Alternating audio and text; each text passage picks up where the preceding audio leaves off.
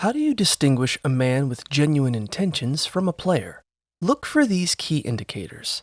Players often exhibit a too-practice smoothness, using rehearsed lines and excessive confidence to make it feel as though you're already an item.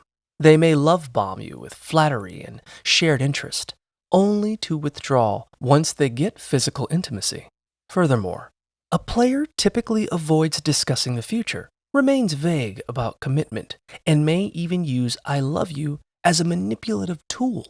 He may also act like it's a chore to find time for you, but shower you with kind words when he's around.